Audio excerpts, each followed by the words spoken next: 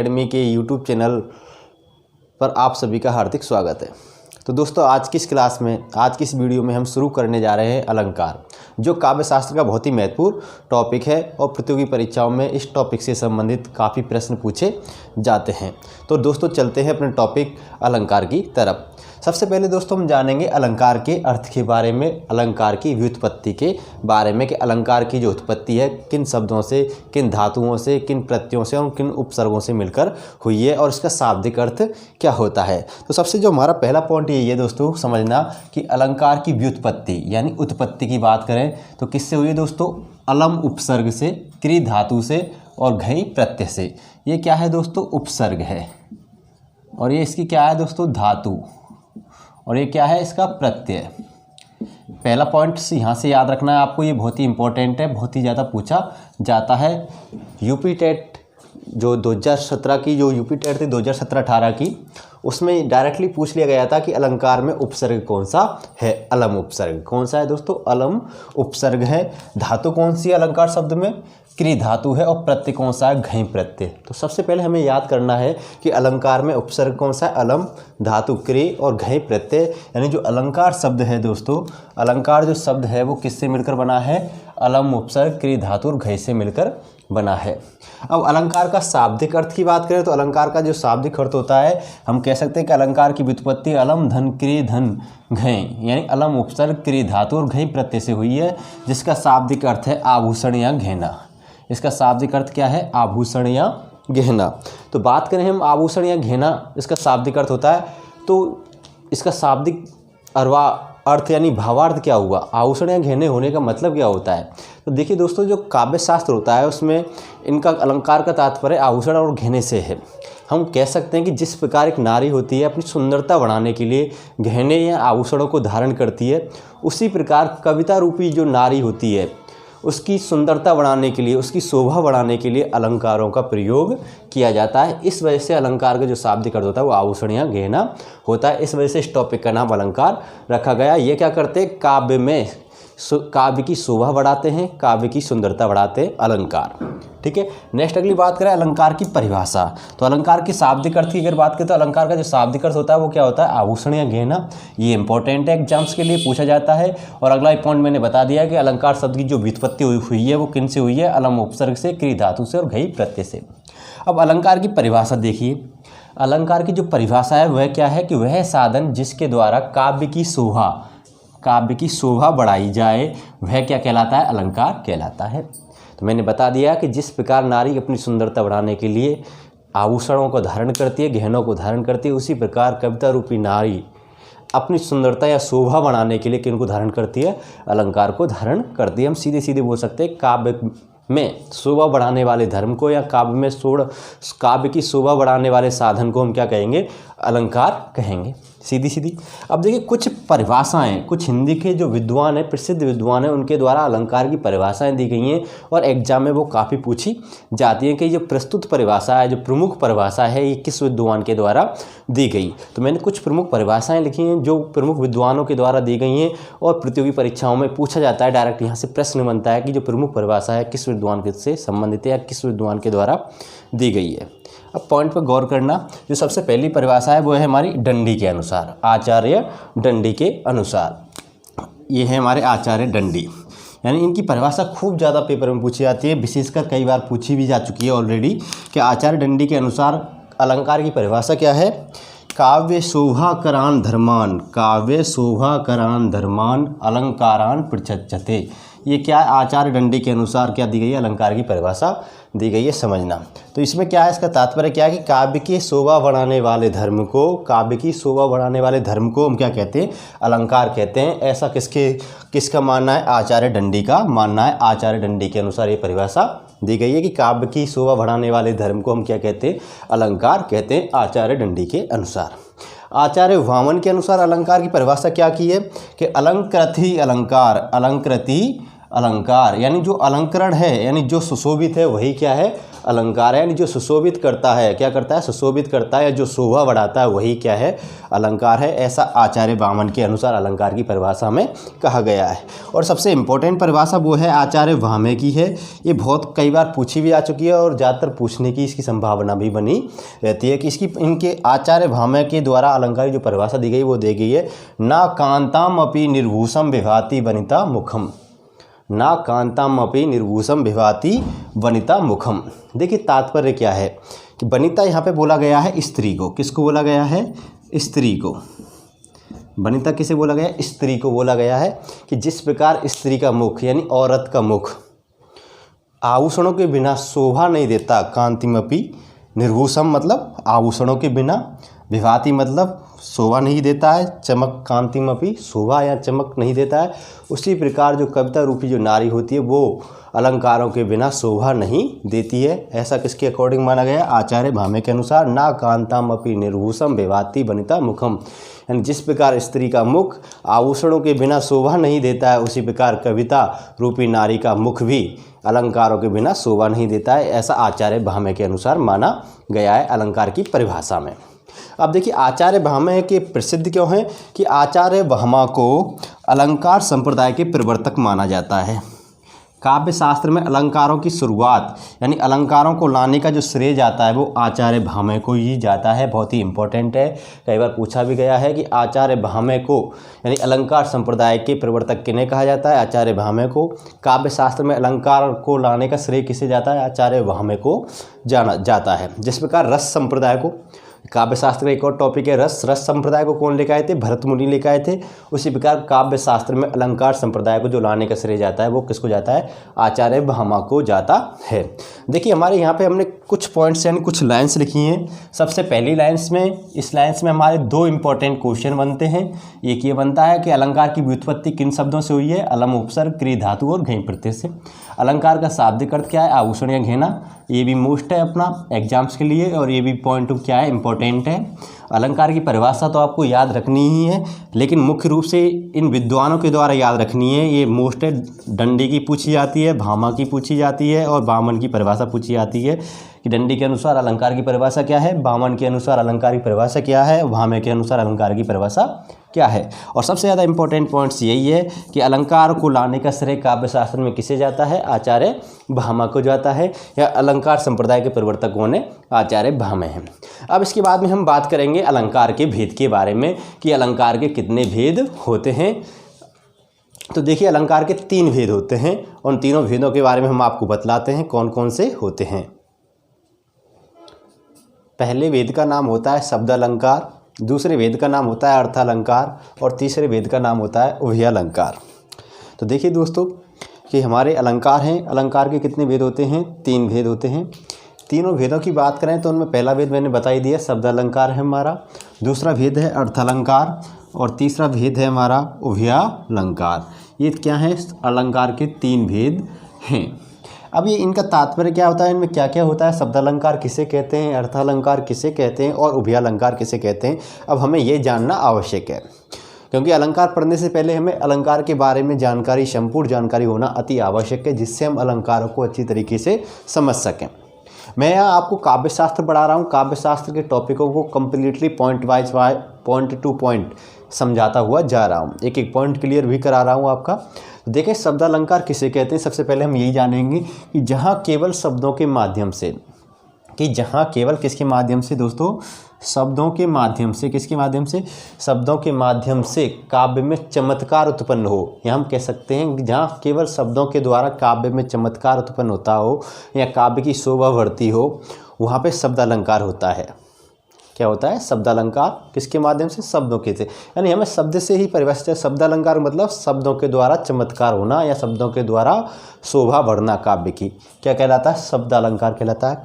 और ऐसे अलंकार कौन कौन से होते हैं जिनमें शब्दों के माध्यम से काव्य की शोभा बढ़ाई जाती है, तो अनुप्रास अलंकार पहला है, अनुप्रास अलंकार, यमक अलंकार, श्लेष अलंकार, वक्रोक्ति अलंकार, दीप्सा अलंकार और पुनरुक्ति प्रकाश अलंकार।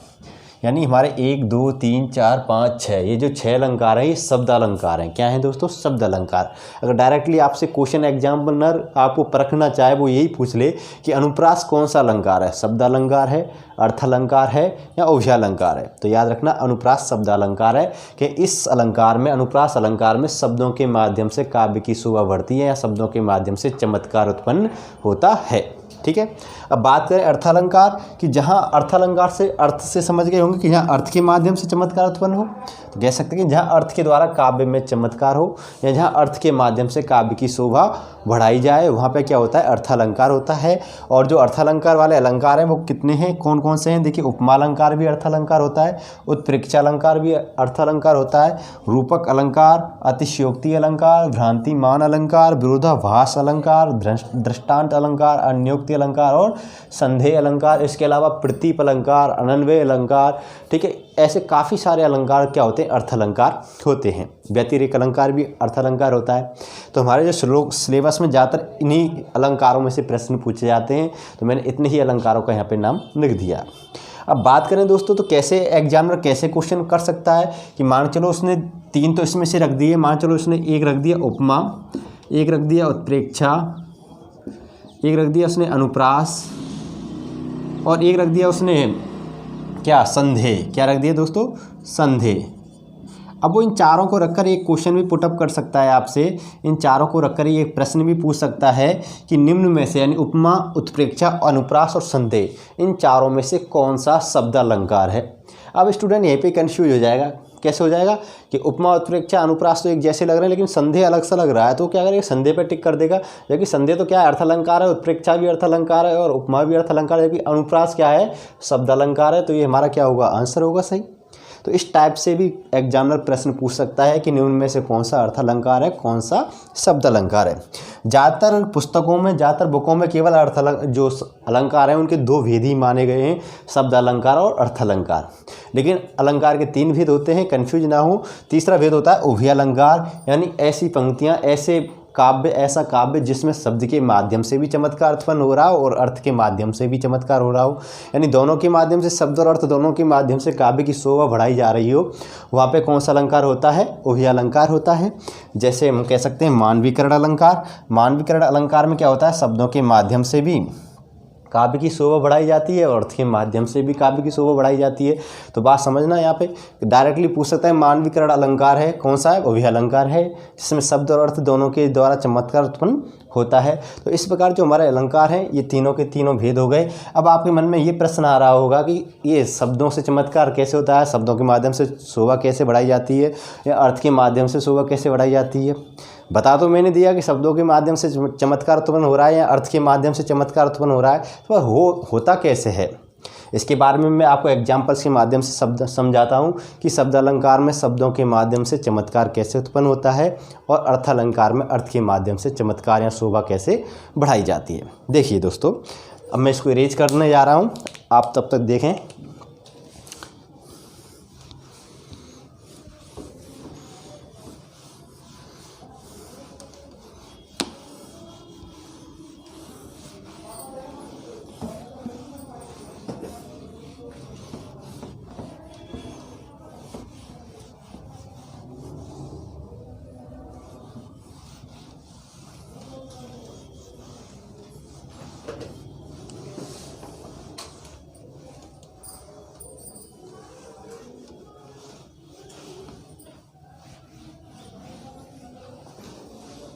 देखिए, हम एक एग्जाम्पल्स लिखते हैं यहाँ पे,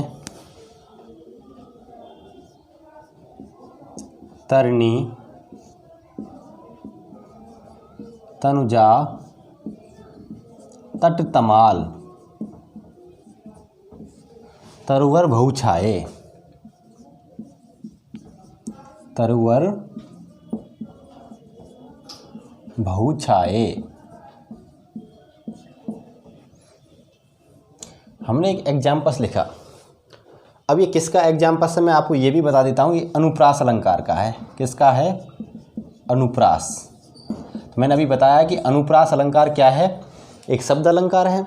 मैं एक और एग्जाम्पल्स लिख देता हूँ यहाँ पे, मुखमयंक, सम मंजू मनोहर, मुख मयंक सम मंजू मनोहर।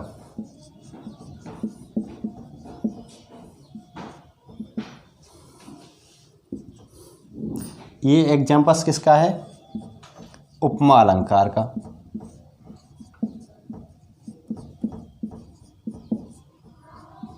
अब बात समझना, मैंने यहाँ पे दो एग्जाम्पल्स लिख दिए, एक अनुप्रास अलंकार का एक उदाहरण है और दूसरा जो उदाहरण है वो उपमा अलंकार का है।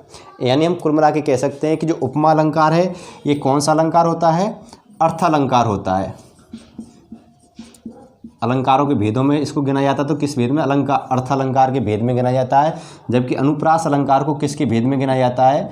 शब्द अलंकार के भेद में गिना जाता है, यानी इसको शब्द अलंकार माना जाता है, क्योंकि अनुप्रास अलंकार में क्या होता है? शब्दों के माध्यम से चमत्कार होता है, और जबकि उपमा अलंकार को अर्थ अलंकार माना जाता है, तो इसमें क्या होता है? अर्थ के माध्यम से चमत्कार उत्पन्न होता है। यानी हमारा कहने का तात्पर्य ये है कि जहाँ शब्द को बदल देने से काव्य का चमत्कार चले जाए या काव्य की शोभा चली जाए, वहाँ पर क्या होगा? शब्द अलंकार।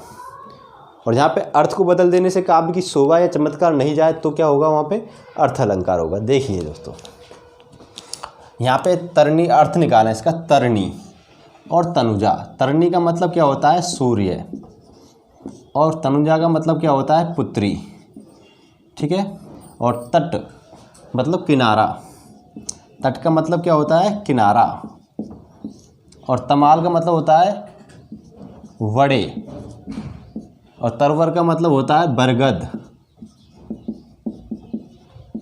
या बट वृक्ष के पेड़, बरगद के पेड़ या बट वृक्ष के पेड़। बहु मतलब अधिक, और छाए का मतलब जानते हैं? छाए हुए हैं, छाए या फैले हैं, फैले। ठीक है। तो इसका अर्थ निकल गया होगा सीधे कि सूर्य पुत्री के किनारे पर। सूर्य पुत्री का तात्पर्य अब देखिए, सूर्य पुत्री, तरणी का मतलब सूर्य, तनुजा का मतलब पुत्री, तो सूर्य पुत्री किसे कहते हैं? यमुना को। किसको कहते हैं? यमुना नदी को। किसको कहते हैं? यमुना नदी को। तो ये जो पंक्ति क्या कह रही है कि यमुना नदी के तट पर बरगद के जो वृक्ष हैं, बट वृक्ष की जो वृक्ष है वो बहुत मात्रा में फैले हुए हैं या छाए हुए हैं। तो अब मैं यहाँ पे देखिए शब्दों के माध्यम से इसका अर्थ समझ में आ गया होगा। अब मैं आपसे ये कहूँ कि तरनी तनुजा के स्थान पर हम डायरेक्टली यहाँ लिख दें यमुना के तट पर, यहाँ लिख दे सकते हैं कि यमुना तट। हम डायरेक्ट तरनी तनुजा को मिटा दें और हम यहाँ लिख दें यमुना तट, यमुना तट। यहाँ हम लिख सकते हैं सूर्यपुत्री तट, सूर्यपुत्री तट, तमाल तरवर बहुछाए। तो अब क्या तुकबंदी बैठ रही है या काव्य ये पंक्ति अच्छी लग रही है? हम कहें यमुना तट तमाल तरवर बहुछाए, पंक्ति सुंदर नहीं लग रही। हमें कहें सूर्यपुत्री तट तमाल तरवर बहुछाए, पंक्ति अच्छी नहीं लग रही। तो यहाँ पे जो शोभा बढ़ रही थी केवल उस शब्द के माध्यम से बढ़ रही थी। किसके माध्यम से? तरनी तनुजा के माध्यम से शोभा बढ़ रही थी। केवल जब तरनी तनुजा हम यहाँ पे लिख देंगे, क्या लिख देंगे? तरनी तनुजा लिख देंगे यहाँ पे हम कि तरनी तनुजा तट तमाल तरवर भल बहुछाए, तब इस पंक्ति में क्या है? शोभा बढ़ गई, ये पंक्ति अच्छी लग रही है, तुकबंदी मिल रही है, उसमें अलंकार भी का भी प्रयोग हो रहा है। लेकिन तरनी तनुजा को हटाते ही इसमें से अलंकार भी चला जाएगा और इसकी पंक्ति की शोभा भी चली जाएगी, सुंदरता या तुकबंदी है जो अच्छा लग रही थी वो चली जाएगी। इस वजह से इसको हम क्या कहते हैं? शब्द अलंकार कहते हैं। केवल शब्द यानी जिन शब्दों का प्रयोग किया गया है उन शब्दों के प्रयोग से ही पंक्ति अच्छी लगेगी। अगर उनका अर्थ लिख देंगे तो पंक्ति अच्छी नहीं लगेगी या जो काव्य है वो अच्छा नहीं लगेगा, वहाँ शब्द अलंकार होता है। लेकिन अर्थ अलंकार में ऐसा नहीं होता है। अर्थ अलंकार में क्या होता है कि जो शब्द लिखा है अगर उसका हम अर्थ लिख देंगे, जो शब्द वहाँ पर लिखा होगा अगर उसका सेम अर्थ लिख देंगे, उसका जो समान अर्थ है, पर्याय अर्थ है वो लिख देंगे, तो भी पंक्ति सुंदर बनी रहेगी। वहाँ पर क्या होता है? अर्थ अलंकार। जैसे हम कहते हैं मुख मयंक। मयंक कैसा है? मुख मतलब मुँह, मयंक मतलब चंद्रमा का पर्याय है। हम चंद्रमा का एक और पर्याय है यहाँ पे ये लिख देते हैं शशि। हम यहाँ पे ये लिख सकते हैं चंद्र। अब हम इसको बोलें कि मुख शशि सम मंजू मनोहर, तो भी कोई दिक्कत नहीं। मुख चंद्र सम मंजू मनोहर, क्योंकि उपमा अलंकार में क्या होता है? यहाँ सम सासी से सरिस आ जाए तो वहाँ पे क्या होता है? उपमा अलंकार होता है। तो यहाँ पे हम मुख मयंक सम मंजू मनोहर भी बोले, मुख शशि सम मंजू मनोहर बोले, मुख चंद्र सम मंजू मनोहर बोले, तो बाकी की तो कुबंदी है, बाकी की जो सुंदरता है, जो पंक्ति की सुंदरता है वो सुंदरता समाप्त नहीं हो रही है। यानी हम कह सकते हैं कि जहाँ पे हम जिस पंक्ति में हम उसका सेम अर्थ लिख दें, सेम अर्थ लिखने पर भी पंक्ति की सुंदरता या शोभा बरकरार है, तो वह अर्थ अलंकार है। लेकिन उसका अर्थ लिखने पर उसकी शोभा बरकरार नहीं रहती है, तो वह क्या है, शब्द अलंकार है। तो बात समझ गए होंगे आप कि शब्द अलंकार और अर्थ अलंकार में भेद क्या होता है, डिफरेंस क्या होता है। तो इस प्रकार मैंने आपको बता भी दिया, अच्छे से समझा भी दिया है। अलंकार को समझना है तो हमें पहले हिंदी काव्य शास्त्र में यानी हिंदी की जो शब्दावली है, पर्यायवाची शब्द, विलोम शब्द, मुहावरे, कहावतें, इनका अच्छे से ज्ञान होना चाहिए, शब्द युग्म। क्योंकि जब हम अलंकार निकालेंगे तो उनकी पंक्तियों का अर्थ करना भी तो आना चाहिए। जैसे मैंने यहाँ पे किया, तरनी तनुजा यानी सूर्य की पुत्री, सूर्यपुत्री। सूर्यपुत्री किसको बोलते हैं, यमुना को बोलते हैं कि यमुना नदी के तट पर क्या है, तमाल मतलब बहुत मात्रा में बहुत बड़े बड़े बरगद के वृक्ष छाए हुए हैं। तो पंक्ति का अर्थ निकल गया कि नहीं निकल गया। मयंक किसका पर्यायवाची, चंद्रमा का है, शशि भी चंद्रमा का है, तो यहाँ पे अर्थ निकाल सकते हैं। तो हम अगर शब्दावली हमारी विलोम शब्द, पर्यायवाची शब्द, शब्द युग्म, लोकोक्ति, मुहावरे जैसे हमारी जो शब्दावलियाँ हैं हिंदी की, अगर ये हमारी मजबूत होंगी तो हमें अलंकार पढ़ने में या काव्यशास्त्र पढ़ने में बिल्कुल भी दिक्कत नहीं होगी। काव्यशास्त्र और अलंकार हमें बहुत ही अच्छे से समझ में आएंगे। अब बात करते हैं हम अलंकारों में। सबसे पहले अलंकार की बात करेंगे, अनुप्रास अलंकार की। अनुप्रास अलंकार के बारे में हम कल की क्लास में पढ़ेंगे। कल से हम जो हमारी नेक्स्ट क्लास होगी उस क्लास से हम क्या करेंगे, अलंकारों को शुरू करेंगे। आज हम केवल अलंकार की सामान्य जानकारी के बारे में हमने आपको बतला दिया कि अलंकार की परिभाषा क्या है, अलंकार की व्युत्पत्ति क्या है, और अलंकार के प्रवर्तक कौन है, और अलंकार को जन्म किसने दिया है, अलंकार के और भी प्रमुख विद्वानों द्वारा परिभाषा क्या है, और अलंकार के भेद क्या है, कौन सा अलंकार कैसे होता है, और किस अलंकार का क्या भेद होता है। कल से आपके जो अलंकार है मुख्यतः अनुप्रास अलंकार, यमक अलंकार एंड क्रम वाइज क्रम। सबसे पहले हम शब्द अलंकार के जो भेद हैं, अनुप्रास, यमक, श्लेष, वीप्सा, वक्रोक्ति और आपका पुनरोक्ति, प्रकाश को कराएंगे। फिर उसके बाद में उपमा, उपमेय, उपमा, रूपक, उत्प्रेक्षा, संदेह, इन अलंकारों के बारे में बताएंगे। तो फ्रेंड, आज की क्लास में बस इतना ही। फिर मिलते हैं आपसे नेक्स्ट अगली क्लास में। तब तक के लिए अलविदा, नमस्कार, धन्यवाद।